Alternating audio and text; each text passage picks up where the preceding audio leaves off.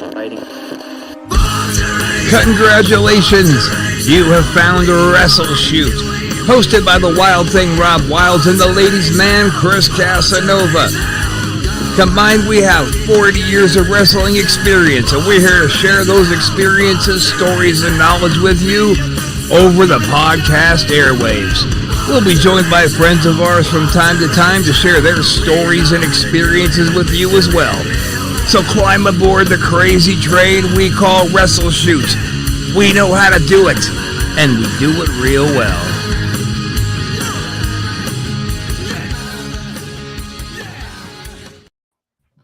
Ooh, yeah. Hey, you're on the wrong side of the line, buddy. Get back where you belong. What's up, y'all? Welcome to another episode of WrestleShoot. I'm your host, the Wild Thing, Rob Wilds. Joined, of course, as always, by the lovely and talented, the Vanna White to my Pat Sajak. What? Ooh, Wait, what? Did you just call me Vanna White? Yeah. You're the Vanna to my Pat. No, dude, I'm not. Don't fucking ever call me Vanna White again, or I'll turn your fucking letters. Jesus Christ. All right, Chris Casanova. How you doing, sweetie? Piece of shit. Well, better now. No, I'm glad you're better now because you're here with me. Now, listen, real quick before we get fired off on this. First of all, Chris, in response to the Vanna White offense I just gave. Yeah. This is for anybody who needs to tell somebody to fuck off. Well, hi, go fuck yourself. You can stick those up your fucking ass. Ooh, goddamn, Chris. All right, so listen, guys, I got to take a quick second here, and I got to give a shout out to one of our awesome homies over at the Antisocial Network, the one who does the Bloody Dreadful Shite podcast. And Yeah. let's talk about him for a second. If I go to therapy, they're going to stop me from being a whore, and I don't want to stop being a whore, so why would I go to therapy? All they're going to do is tell me to stop being a massive dirty whore. Massive dirty whore. Massive dirty whore. Massive dirty whore. Oh, damn. Make sure to check out Chris's show over there, man. We have a great time. Oh, the Bloody Dreadful Shite movie podcast. He actually makes our intros for us over here on the network, so I wanted to kind of give him a little bit of love back. And his show just cracks me up. Like, he'll do things like he'll pick a horrible movie and he'll break it down in like 4 minutes and do these little animations and sounds. And he's ripping it apart. It's just fantastic. Yeah, it's just fantastic. I love it. Nice. So anyway, with that being said, the theme of today's show, I feel like we just really need to address the modern, the current wrestling fans out there by asking them exactly what's wrong with you. Ooh. Like, where exactly did everything go so awry? And the reason I bring this up, Chris, is I saw a post online today that almost made me fall out of my chair, where somebody said, Roman Reigns is a way better entertainer than Hulk Hogan. Get the fuck out of here. Yeah. That's real? That's a real fucking... That was coming from like a 19-year-old. So that tells you what's happening. I saw a post the other day. Somebody's saying, oh, the honky-tonk man would never be able to hang nowadays. He can't even wrestle. What? So... These people, these are actual fans are saying that? Yeah. They're like acting as if it's some kind of a war between, the ones who really helped make this business as amazing as it was for 20 years compared to the new guys who get injured and burn out in 2 or 3 years because they don't know how to work. They should be so fucking lucky that these fans have wrestling today to watch. It's because of like guys like Hulk Hogan and Honky Tonk Man who made this business what it is today. You're goddamn right. I mean, the concession stand incident. How many modern day wrestlers, these superb, superior workers, have tried to mimic the goddamn concession stand incident the Honky Tonk Man did? Oh, yeah. What's the fans need to show the doll the bad man touched? Oh. Where did the Hulkster touch you? Yeah, did the Hulkster touch you somewhere? You dirty cunts. But listen, I don't want to really fire off too hard on this one just yet because we're gonna do your favorite bit that you kind of created, the epic fails, wrestling fails. Blah, blah, blah. Let's try that again. Hang on. We're gonna do the bit that you came up with that we call epic wrestling fails. Way better. All right. So today we're going to blast from the past. Okay. Also a good worker. Okay, to those 19-year-old fans out there. Right. We Who are we going. got, Chris? What's that? Who we got? None other than the Repo Man. Oh yeah. Failed gimmick. Oh man. Great worker as Demolition Smash, and I'm trying to figure out where they were trying to go with this gimmick. Like, I know it was in a time where they had a lot of terrible gimmicks in a row, like the Goblin Gooker and Bastard Booger. Yeah, Basham Burger. Who was writing at the time? Like, I don't understand. I never understood this gimmick. Like, I just didn't get it. And the thing is, like, they, before Barry was Demolition X, he was a great Smash. He was a great worker, but he wasn't anything that anybody cared all that much about because he couldn't find that fit that went along with his personality and style. And then Demolition was born. And then let me show you, we had this fucking guy. Look at that beast. I mean, just his presence is overwhelming. You think, oh shit, these guys mean business. But look at crazy ass Smash. Oh, yeah, dude. Like, why did you call him Demolition Smash? Do you like when he's by himself? Like, just keep him his gimmick. Like, but instead they chose to go from this to this. Like, it didn't last very long. What I mean, did he have any memorable feuds? I think he feuded with, like, was it Macho Man for a minute? Yeah, for a second, and goddamn it, somebody else. I think who else what that was. See, that's what's terrible is we can't even remember. Now, I want to show everybody this picture just because Repo Man was horrible, but it's a neat picture. So WWE put a little bit of something into that. Yeah, that was a cool picture. Yeah. Hey, you're taking bells. I mean, they went so far downhill with Smash. Even his action figure was rad. I mean, they had this fucking guy, right? That's everybody cool. Everybody had that. And then they turned him into this. Wait, I'm surprised they even made an action figure of this, dude, how terrible the gimmick was. I remember looking at that when it was in the stores and just thinking, like, oh my God, dude, they made these after the same horrible first versions of the Rockers. So they just put Repo Man's head on it, painted some tires on.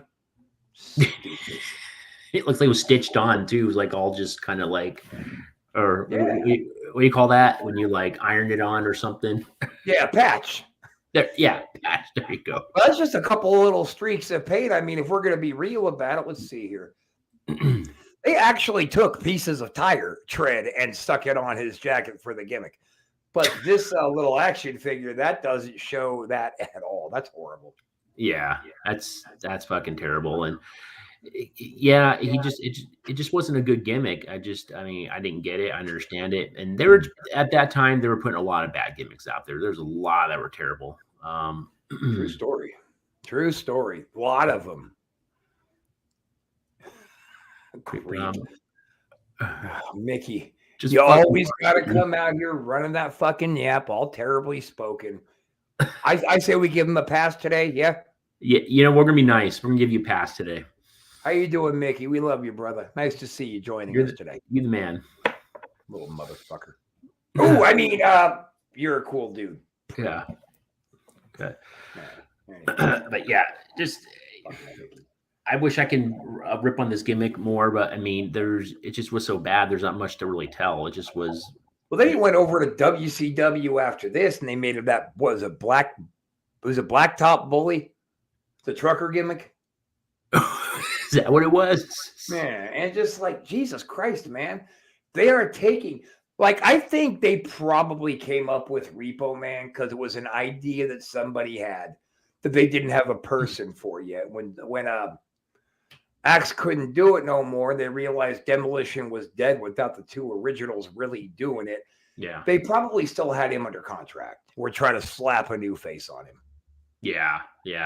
I actually do remember him and Crush working a match in SummerSlam, and Crush was doing the Kona Crush, and he was the Repo Man, and I think Crush went over. I think I do remember that. That was the one in London, I think. And he should have swerved Crush like all day long, because what's one thing we know about Barry is he's a bad motherfucker. Oh, he could stretch you if he wanted to. Yeah. I am okay, Chris and Rob. Yeah, you say you're okay. Quit fucking with us, Mickey. I'm telling you, quit fucking with us. Just chill out, man. Gave you a pass, and you're going to keep pushing it. So, what I would like to, I mean, are we feeling like we kind of said all we could say about this? I think so. I have nothing left.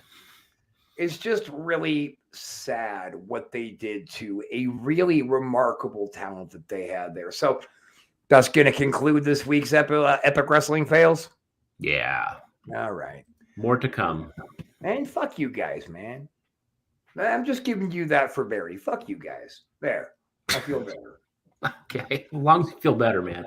Now, one thing that we would be remiss if we didn't mention, well, two things. The first thing, guys, sorry, but today is going to be a short episode. I put in a long, miserable day at work, and I'm so tired I could barely hold my hat up. Oh, okay. That's tired, right? I can barely hold my hat up. Damn. Now, and sorry, but you know what? It's a free podcast, so you'll be okay. Now, we would be remiss if we didn't bring up our new favorite dumb sumbitch, Mr. Ron Shaw. Look at him. Jesus Christ. Look at those saggy fucking tits, man. Jesus. You know, Chris, for this guy bragging about how wealthy he is and how well off he is, why is he working out in an apartment complex gym? Yeah, dude, I can see right there. There's like some trees and shit. And there's like apartment building right there. If you can see. Yeah, right out that window, you can see the roof of the neighboring building. Yeah. But he's, Mr. Wealthy, sitting in his apartment that doesn't have any furniture, working out in the gym at his little apartment. You know, Ron. I gotta post this, dude. He does, dude. You're right. He's got bitch. We call him bitch tits in wrestling. Yeah, he's got bitch tits. I hate to say this, he's like Ric Flair in his last few years in business. He's like Ric Flair today. Yeah. Right? Yeah.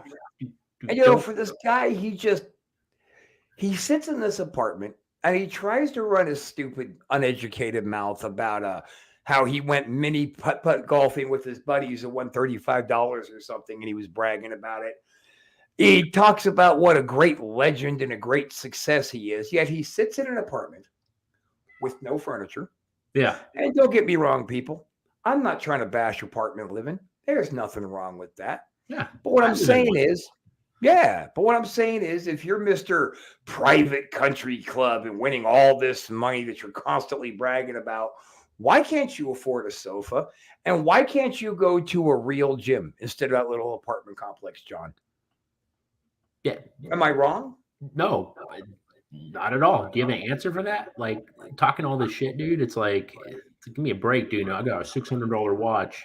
Or was it 6,000? What did he say? 6,000 or $600? I know it wasn't more than 60. That's what I know. You know what we're going to do? I think we're going to go ahead and take that little interview that he did, and we're going to break it up into sections so we can thoroughly attack Mr. fucking idiot himself, Mr. Ron Shaw, on a regular basis, because this isn't over, dude. All that gimmick we was doing with Roma, we knew that was for fun, man. I was never like thinking, oh, well, Paul Roma might come after me, dude.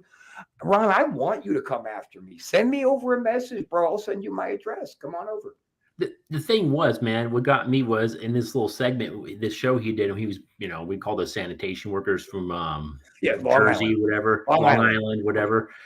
And and then I guess this guy that was interviewing him, poor dude, like, he seemed like a nice guy, but he he's trying to interview him, and then like he cut him off and was like insulting him. It's like, are you fucking serious? And then he went a gimmick on these people that were saying stuff about him online or something. I don't know. It's like, oh God, that we're gonna pick that one apart specifically. We're gonna make a little section because you guys are gonna piss your panties. It's hilarious.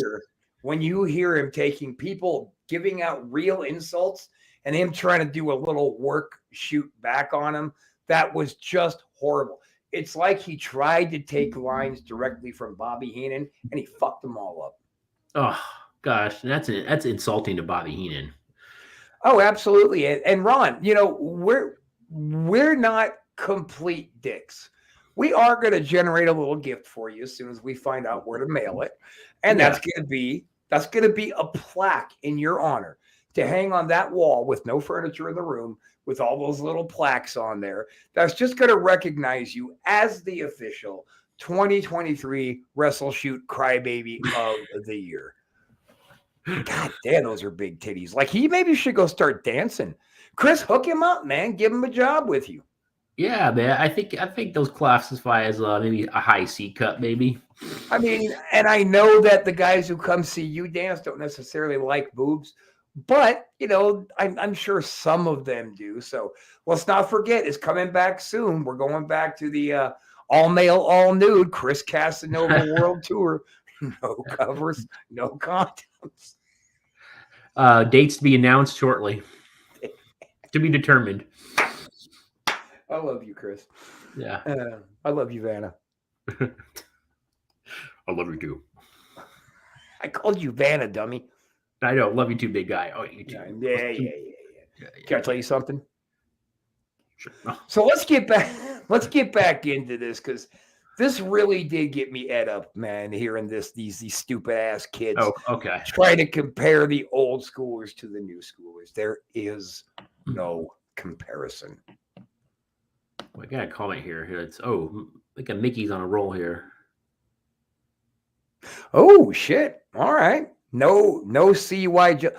Huh? Who shaves with CY jelly? And don't you mean KY? Yeah, as I say, I think that's a typo. I'm trying not to pick on Mickey. I like Mickey, but one day I'm gonna kick him right in his fucking gut.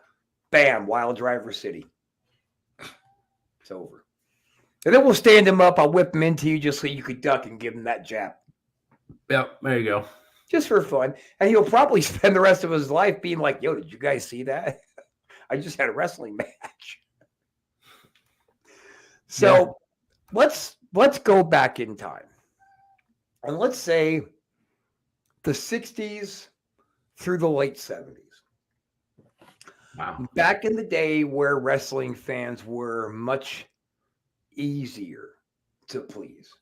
Back in the day where we could grab a 5-minute armbar and just wrench it. The opponent reverses out of it. They do a couple boom, boom, boom, and then right back into that armbar. An armbar. They could work an armbar for half of the match and get over like balls, Marie. But eventually that started to dwindle away. Yeah. What happens next, Chris? All right. I'm opening this door real quick. Give me 1 second. I know it's on. All right. I got the stupid cat that had the lid in. Okay. No, all right. He's banging the door. Okay. Now, right around the time when that was starting to die out, people like Hogan and Flair started popping on the scene. Billy Graham was finally getting his chance to really shine. Yeah. Jesse Ventura was coming out and really shining. And now let's be very, very honest about that. Jesse Ventura was not a good wrestler. No, I mean, he did that flying drop kick for the first time, but he was not a good wrestler. He was a great entertainer. Yeah, it's a story. People told stories back in the 60s and 70s, up into the 80s, like Hogan and like you mentioned, Even Graham. They told a story to entertain people. That's what it was about. They captivated people. They brought them into the story where the people actually thought it was real, and they're like, "Wow!" They're getting behind it. It's like a movie. Okay, you're watching a movie. Movie starts. You're like, okay, introduction. Then you got the middle part, and then you got your whole ending. You're like, holy shit! And you're just involved with the movie. You're like, I want to see what happens at the end. That was a wrestling match, and And those guys understood that by telling a story, Yeah. there's a beginning, a middle, and an end. Perfect. They don't do that anymore. They don't. I don't know what the middle or beginning, end. I don't know which way it starts. It seems like it's all reversed. It's kind of like just, I don't know. It's just a bunch of moves.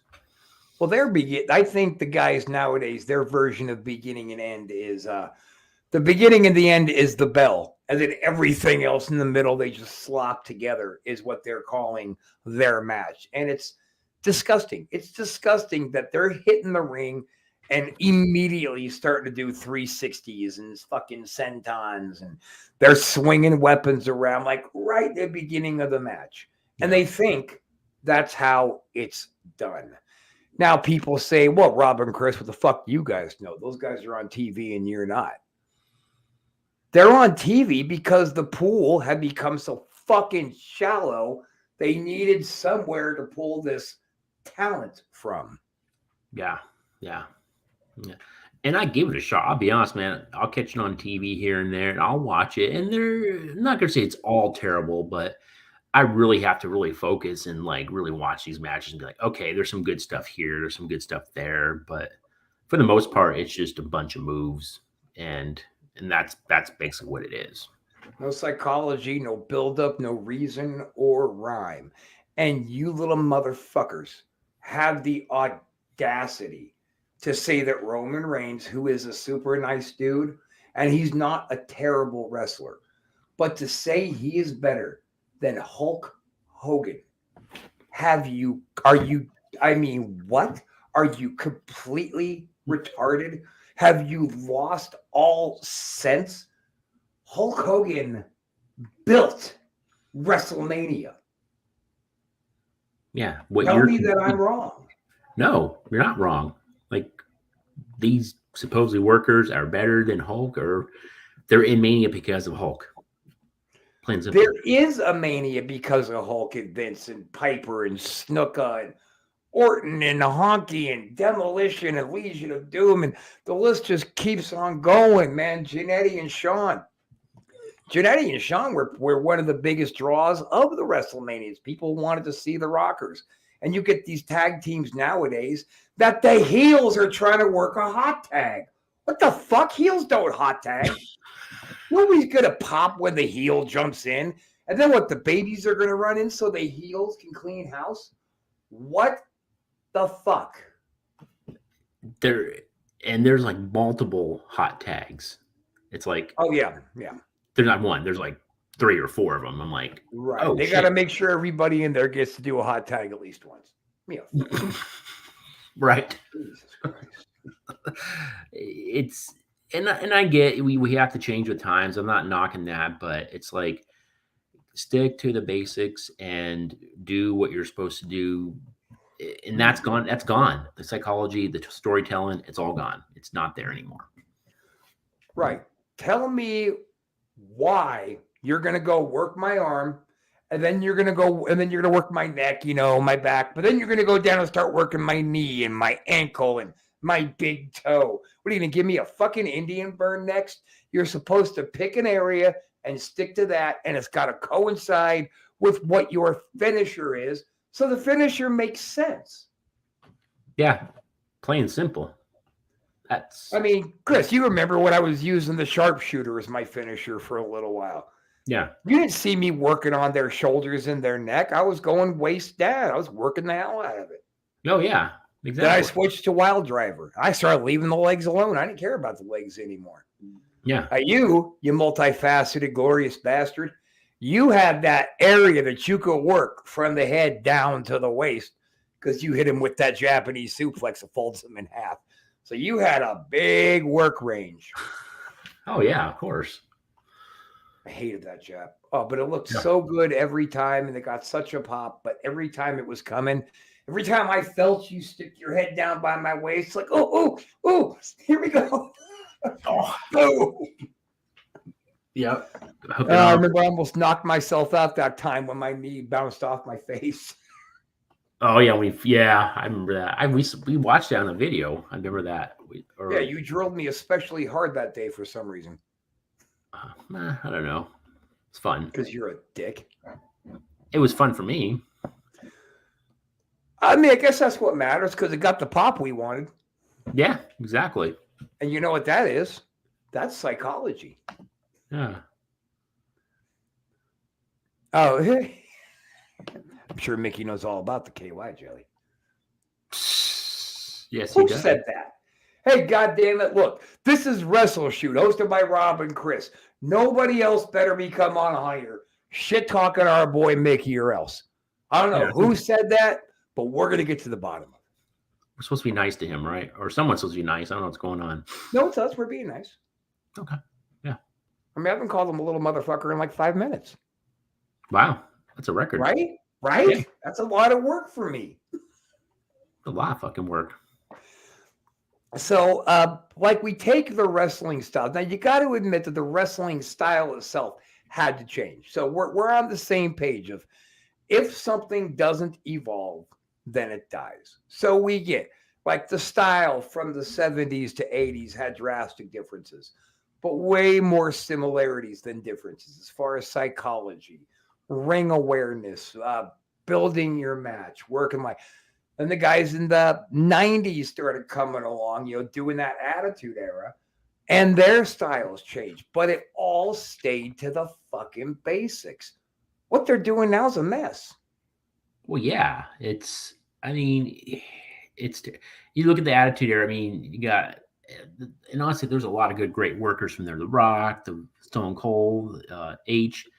They all told the story. Like, it was a real story. You're like, okay. And it was, you believe, not say you believed it, but it was like it captivated you, brought you in. You're like, damn, this is like some good shit, dude. Like, You hit it on the head. You hit it on the head. You were captivated by watching every time Rock and Austin stepped in together. It snatched your attention, and they didn't let go till they wanted to. Yeah, and they told the story. That's just what it was. This shit. In the days, a lot of the good workers were turning up over at WCW too. I mean, you had guys like Lex Luger running around trying to suck up all the oxygen in the room, but there were guys underneath him that ended up way surpassing him, like Steve Austin. Yeah, very much so. Steve Austin was a great wrestler when he was with Pillman. I think Steve Austin's a great wrestler. He's the first guy to say he only knows 2 holds. But it don't matter because he does the 2 holds in the right order. He does it well. Yeah, he does them well. I'd rather see a guy who knows 5 moves well than 15 moves just garbage and sloppy. Yeah, and the ones that do it well, they're not going to hurt you. Right. I mean, they're not going to injure you. They'll probably hurt you a little bit. We all hurt each other a little bit. That's just what we do. Yeah, it's like it's stuck in my mind since I was a kid. Hacksaw Jim Duggan. I'm not coming out here and crying because I got beat up. That's what I do for a living. I get beat up every day. Hello. That stuck with me forever. Yeah, we're not going to cry because we got roughed up. That's what we do. 2 by 4. And we're all going to jump in the car together and head off to the next town. That's how it used to be. What the hell happened to the business? What happened to doing business in the bars and hanging out with the boys after the show and everybody being homies and getting along, out front? Out or in the back. Out front, you wanted to keep your kayfabe, but in the back, you were all buddies and got along. And what the fuck happened to these? They get on private planes and they stay in their hotel rooms and they have healthy dinners and they play goddamn Xbox all night. What? Watching TikTok. Look at Rick Rude, man. That dude drank like a machine, and he kept his body in good shape. Yeah, we did. And they're like, oh, we don't want to drink, so we don't want to fuck up our physique. So go to the gym, you dick. Oh, man. I think we're getting a little bit off point here because we're now just slaughtering the new generation, and we really don't have a place to do that. What I do want to say, and this is going to be a reoccurring segment, this What's Wrong With You segment, because every fucking week I see new bullshit that some little mark, and I hate using mark in a derogatory term because in my opinion, that's a horrible name to call somebody who is paying money to come see you. But when you get these little jagoffs online who think they know what the fuck it's really like, they're a bunch of marks. They can suck every inch of my dick. Like every single inch? All three of them. Okay. Wow. Oh, God damn it. That would have been so much better if I didn't laugh. Yeah, you should have just kept a straight face. Yeah, I tried. I did. But you know, when you feel the laugh coming from right here, it's like, oh shit, here it comes. Can't control it. It just creeps on up. Holy shit. I am exhausted, Cass, man. I know we've only been on for 30 minutes, but I think we need to take it home, bro.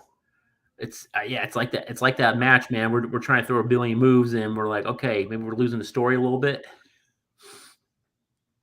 Oh, I just need some sleep. Oh, because I get to go to work again tomorrow on my day off because a bunch of people have COVID. Oh. Thanks, Mickey. I shared the fucking show. Atta a fucking boy, Mickey. You're the man. Your man, man. Oh, that guy's great to have around. Man, I wish. Now, listen, guys, I'm talking to our writers because I see you in other places where we're posting this show and you're leaving comments, but they're not coming through to us. You guys need to jump over here to the Antisocial Network, man. Like us, follow us, get those notices. Yes. So we can have, so they can chat and talk to us. We want to hear from you like it used to be. Yeah, we'd like that engagement, man. Come over here. Because otherwise, it's just me and Chris talking to each other. And let's be honest, we hate each other. Yeah, it's fucking dull, man, after fucking 10 minutes. Well, it's not dull. I think we've had a pretty good show. I just hate. Yeah. Oh. I hate yawning on the air because that makes me look like a douche. Shut up. Prince Valium.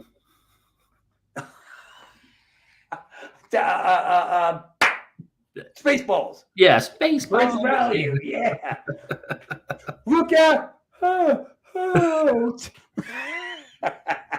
Nice. So, Chris, when you making your trip out here to Tampa so we can do a live episode again? I'm thinking like May. Huh? May. Are you sure? I'm thinking May. Yes. I need to get my flights booked. Oh, better stick to it, or I'm coming to Texas just to punch you in the mouth and running back to the airport and flying home. Oh, wow. Round trip to get punched in the mouth. Wow, I feel honored. Yeah, you should. Yes, you bitch. You need to come over here, spelled like hearing. Good job, Mickey. What am I hearing? Apparently, you're hearing what Mickey is trying to say to us. Oh, okay. Well. All right. So that's going to wrap it up for us, I think, for tonight. I've got to get some sleep, brother. But should we just kind of go out just kind of saying, let's not forget that we do seriously dislike Ron Shaw, and we have absolutely zero. I mean, look at the look on his face. He looks like he's trying to force a log out. Yeah. Look at me, Fletch. And then he crapped himself. Yeah. Oh, yeah. Sounds like I'm on the toilet. Dig it. Yeah. Yeah. All right, man. So next week we're going to come back with some more exciting shit, and I'll actually be rested. How's that sound for a compromise? Sounds good. All right. All right, guys. Love you, miss you, mean it. We'll see you next week. Peace.